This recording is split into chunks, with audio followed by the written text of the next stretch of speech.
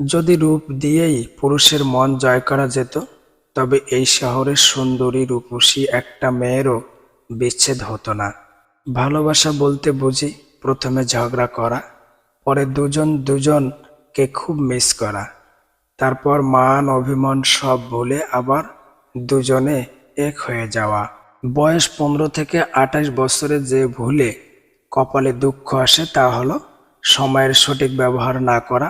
মনে রাখবেন, সময় একজন মানুষের জীবনের সবথেকে মূল্যবান সম্পদ। জীবনে সফল হওয়ার একটাই রাস্তা, তা হলো সময়ের মূল্য বোঝা।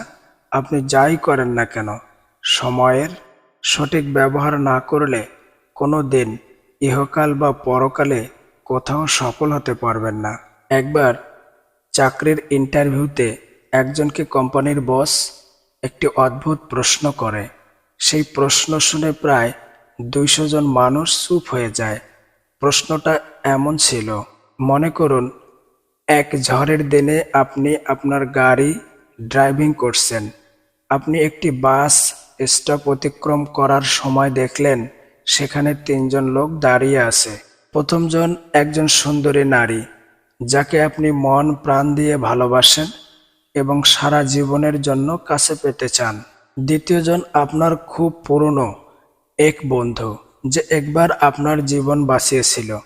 এবং তৃতীয়জন একজন বৃদ্ধা মহিলা, যাকে খুব অসুস্থ দেখাচ্ছিল, কিন্তু আপনার গাড়িতে মাত্র একজনকেই বসতে দেওয়া সম্ভব। এমতাবস্থায় আপনি কাকে আপনার গাড়িতে উঠতে বলবেন? বৃদ্ধাকে? কারণ এটা নৈতিকতার প্রশ্ন এবং 3 জনের মধ্যে তার অবস্থা সবচেয়ে খারাপ। আপনি আপনার বন্ধুকে উঠাতে পারেন, কেননা সে আপনার জীবন বাঁচিয়েছিল।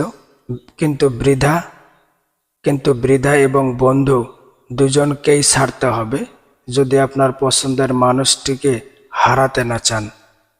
প্রায় 200 জন প্রার্থীকে এই একই প্রশ্ন করা হয়েছিল এবং তাদের মধ্যে একজনের উত্তর ছিল সম্পূর্ণ আলাদা, আর তাকেই চাকরিটা দেওয়া হয়েছিল। জানেন সেই ব্যতিক্রমী উত্তরটা কী ছিল? তিনি খুব সহজে বলেছিল, এরকম পরিস্থিতিতে আমি গাড়ি থেকে নেমে চাবিটা পুরনো বন্ধুর হাতে দিয়ে বলতাম বৃদ্ধ মহিলাটিকে হাসপাতালে পৌঁছে দিতে, এবং আমি আমার প্রিয় মানুষটির হাত ধরে দাঁড়িয়ে থাকতাম যতক্ষণ না পরবর্তী বাস আসে। এই উত্তরটি আসলেই সবার দৃষ্টিভঙ্গি পাল্টে দিয়েছিল এবং সবাইকে এটা ভাবতে শিখিয়েছে যে ব্যতিক্রমী কিছু ভাবো। প্রত্যেকেই সফলতা এবং জীবনকে সার্থক করার ক্ষমতা নিয়ে জন্মায়, কিন্তু একজনেই সফলতা পায়, যে কিনা ব্যতিক্রম। সুতরাং সবসময় নিজেকে ইউনিক করার চেষ্টা করবেন। মনে রাখবেন, একটা ফ্রেশ চিন্তা আপনার জীবনের পরিবর্তন আনতে পারে। দূর থেকে মানুষকে অনেক সুখী মনে হলেও কাছে না যাওয়া পর্যন্ত বোঝা যায় না সে কতটা সুখী। Pencil, I am sorry. Rubber, কিন্তু কেন? পেন্সিল, আমার প্রতিটা ভুল কাজের জন্য তুমি কষ্ট পাও এবং নিজেকে শেষ করে ফেলো। রাবার, আরে এটা আমার কাজ, তোমার ভুল ধরিয়ে দেওয়া, যাতে করে তুমি সঠিক কাজটা করতে পারো এবং তোমার উপকার করতে করতেই এক সময় শেষ হয়ে যাব। এই ছোট্ট গল্পের ব্যাখ্যা কি জানেন?